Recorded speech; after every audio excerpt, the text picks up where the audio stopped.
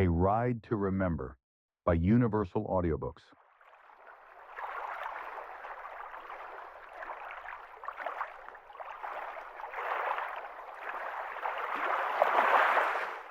Chapter 1.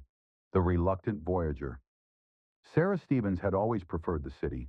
She found peace in the rhythmic clatter of the underground, the hum of conversation in cafes, and the reassuring glow of street lamps flickering to life at dusk. London was a world of familiar angles and reliable chaos. The sea, on the other hand, terrified her. It was unknowable, deep, indifferent, alive. Boats were worse. She'd never mastered swimming.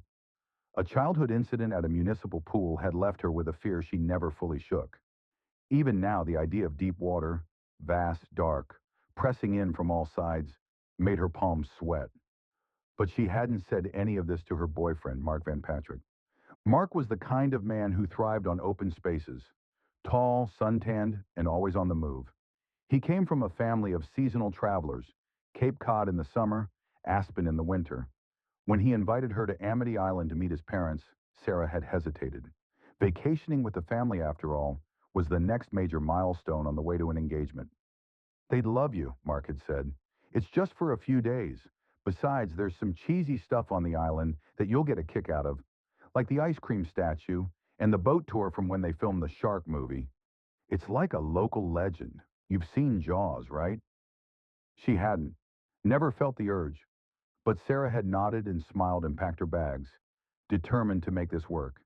Amity, after all, was supposed to be quaint, harmless. They arrived on a hazy Friday morning, the kind where the air smells faintly of brine and sunscreen, where the sky hangs low like a lid. The ferry ride from the mainland was mercifully short, though Sarah had spent most of it gripping the bench rail and pretending to enjoy the view. The island itself was postcard perfect. Wooden cottages with weathered shutters, clapboard storefronts, bicycles leaning against lampposts.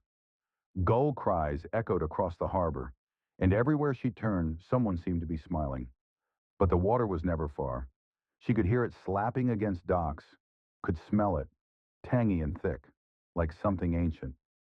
It was beautiful, yes, but it watched. Chapter 2. Setting Sail. The next morning, Mark was up early, buzzing with energy. "Come on," he said, tugging at her hand. "Tour starts in 30 minutes. It's probably still the same exact thing from when I was a kid, but you see it." Sarah followed him through the narrow streets toward the harbor. The early sea breeze smell was comforting, but there was a chill in the air that made it feel too early for any activity, especially when that activity is on the water. The dock was bustling already. Families queued at food stalls for an early morning grilled cheese with eggs, breakfast hot dogs, and fried American dockside delights. Sarah's stomach turned slightly, although it wasn't hunger, and it didn't make her want the food. Children chased pigeons, and a loudspeaker crackled with cheerful music from the 1970s. The American Stars and Stripes hung high all over town. Bright red and white banners flapped in the breeze above a sign that read, "Captain Jake's Amity Boat Tours. The legend lives." "Legend?" Sarah murmured, eyeing the sign with suspicion. "Just a bit of island lore," Mark said with a wink. "You'll love this boat cruise." She tried to believe him. The oversized and not entirely safe-looking pontoon boat approached. Amity 6 was the name pasted on the side in what looked like hardware store stick-on letters. It sat bobbing at the end of the dock, its hull painted a cheerful white with blue trim. It looked like a toy boat. Something about the way it rocked in the harbor made her stomach tighten. The skipper introduced himself as Mike, a man in his early 30s with sun-streaked hair, mirrored sunglasses, and a permanently sunburned nose. Mike seemed calm and friendly, and like he'd been doing this job for a long time. He opened a side safety gate to the boat and helped the passengers aboard with a charisma that felt more rehearsed than warm. "Folks, you're in for a treat. We'll be visiting the actual locations of the famous 1974 shark attacks. But don't worry, we haven't seen old Bruce in decades." Laughter rippled through the group.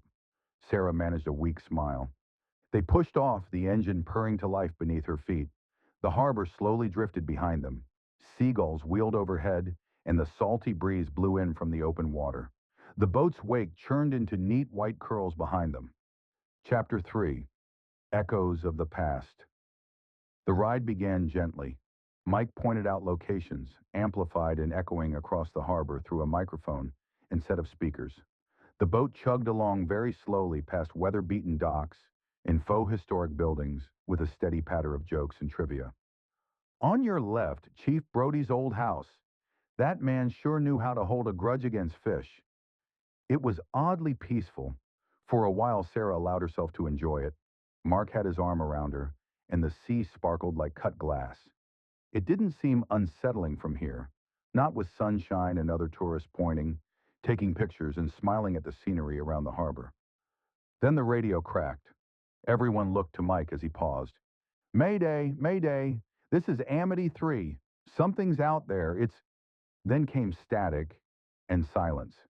It was as if all of the sound that had previously been there a moment ago had been sucked away, along with everyone's breath on the boat. Sarah sat up straighter. The rest of the passengers murmured. Probably part of the show, someone chuckled. But Mike had gone pale. He fumbled with the dial. Amity 6 to base. Did you copy that transmission? He looked off to the side, back slightly turned, and said more quietly, Was that Gordon? The voice on the other end of the radio responded quickly with an assertive but slightly perplexed tone. 10-4, Amity 6. We're picking up a distress signal from Amity 3. Keep an eye out. I'll call Chief Brody. Base clear. Mike nodded and grabbed the wheel as the boat rounded the corner. As the boat rounded a jagged bluff near an old lighthouse, the water darkened. Debris floated in a lazy circle. Planks of scorched wood. A life preserver half submerged. An oily slick shimmered on the surface, sending up a rank, chemical tang. Sarah covered her mouth. This wasn't theatrical. Something was wrong. Terror slithered up her spine, slow and cold. Her mind raced with images she couldn't control, drowning, being pulled under by something unseen, teeth slicing water like scissors through silk. She reached for Mark's hand. He gripped hers back, hard. Chapter 4. The Return of the Beast. The fin emerged from nowhere. It was immense. A wedge of black cutting across the surface in absolute silence. Sarah's breath caught in her throat. Then came the wake, the water boiling in its path, swells rocking the boat hard enough to knock someone over. Panic fluttered up through the passengers. A child started crying. Sarah turned toward Mike. The cheerful, carefree skipper was now grasping at the controls, trying to find the radio. Base, it's a shark. It's the biggest one I've ever seen. The radio hissed back. Try the grenade launcher. Are you kidding me? Mike muttered, diving for the weapon mounted beside the wheel. He aimed and fired. Boom! A grenade exploded just beyond the fin. A geyser of water shot into the sky. Loud screams erupted from the boat. Sarah staggered. She felt the explosion in her bones. Another glimpse. The shark, twice the length of the boat, its pale underbelly flashing beneath the waves. Its head breached, eyes black and soulless. It dove again. Boathouse! Mike yelled. We're taking cover! The engine screamed as he gunned it. The shark pursued. They shot into the shadow of the decrepit boathouse. Inside it smelled of rot and rust. The damp air, thick with the ghosts of fishermen, passed. The air reeked of brine and decay. The boat slowed to a drift. Sarah could barely see Mark next to her. The doors to the old boathouse, which had been open a moment ago, had somehow closed behind them now, enclosing them in. Had the shark followed them inside? It seemed quiet at first, but then she became aware of the dripping and crackling of the old wood. The walls were lined with countless jawbones of sharks. There was a barrel of boiling water with a lit fire underneath and a dead fish carcass right next to it. What had happened here? Where is the owner? There wasn't enough time to think about it. The first crash came from the side right next to the boat. Some poles and smaller hanging boats strung up started to fall. This wasn't the wind. That shark had bumped the building. Mike must have known this as well because he went straight for the throttle. Loud echoed engine sounds, but the boat only moved slightly. It's not dropping into gear, Mike muttered, clearly panicked. Another crash, louder than before as the shark slammed the side of the boathouse. Sarah screamed as water flew past her face. The barrels had now toppled over. I got it, Mike screamed. as the boat started to slowly crawl forward toward another large double door on the far wall of the boathouse. They would slam through if they had to, but they needed to get out of this nautical nightmare, and fast. That's when the final hit came, and the wall buckled with it. The shark must have hit a transformer in the process, because sparks flew wildly, and the dim lights that had been on in the back started to spark and flash. Sarah hit the deck. The monster's head pushed into the structure, mouth agape, snapping at air.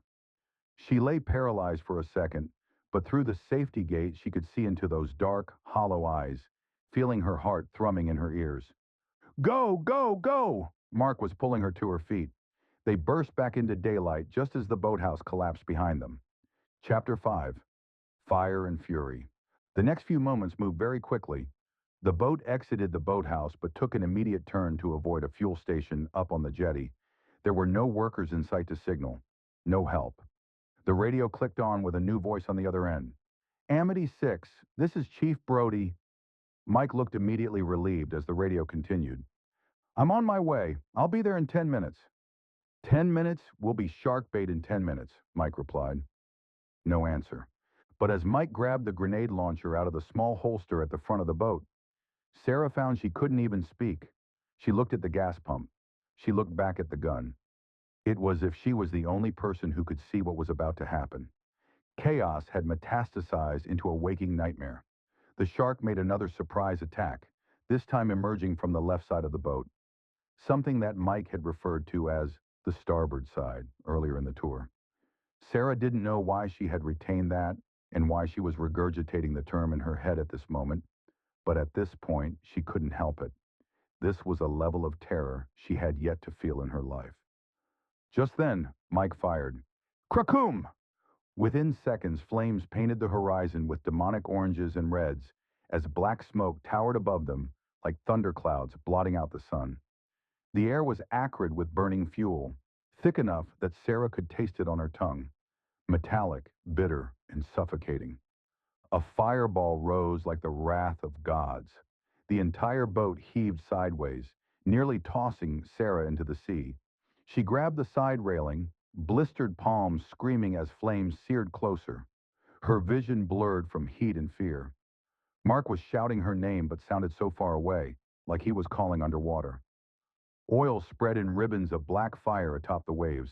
A charred dock collapsed in slow motion, splintered wood groaning as it fell. It wasn't hunting anymore. It was punishing.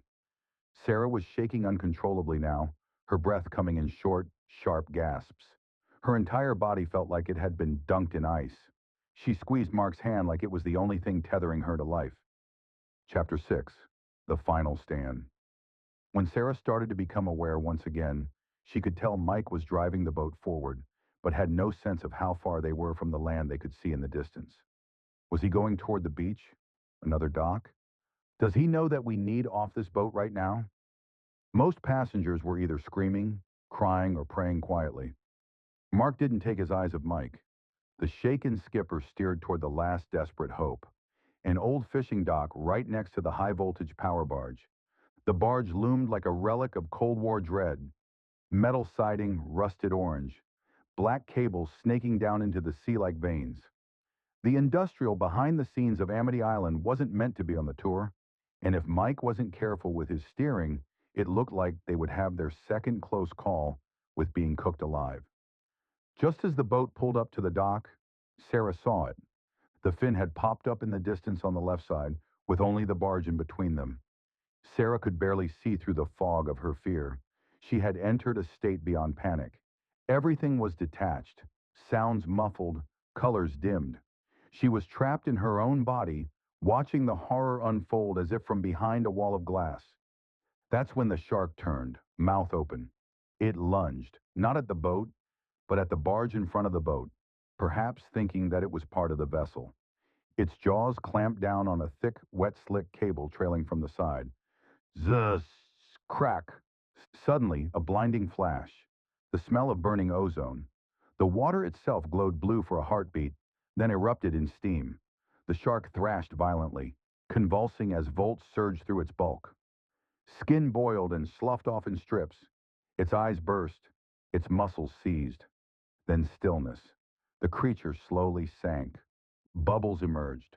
The shark reappeared in that instant, its back scorched, its flesh melting away in wet clumps, exposing sinew in a terrifying persistence. Mike throttled the boat forward and gently remarked, "We roasted him." Silently and mostly stunned, the passengers of Amity 6 stared at the passing beast. It floated belly up, blackened and silent. Waves rocked its hulking corpse gently. The sea was quiet again. Chapter 7, Beneath the Surface. The boat limped back to the harbor in silence. The water calmed as though it hadn't just birthed a horror. Sarah barely registered the cheers from dock hands or the questions from officials. The only thing she felt was the solid dock beneath her feet, sweet, unmoving wood, and the pounding of her own heart. Mark held her hand tightly, never saying a word. That night, in the quiet of their inn, Sarah stood on the porch and looked out at the ocean. It was glassy and still, reflecting moonlight like spilled mercury. Beautiful, but no longer innocent. She had seen what slept beneath, and it would never let her forget. This has been a Universal Entertainment audiobook, published, illustrated, read, edited, and exported completely by artificial intelligence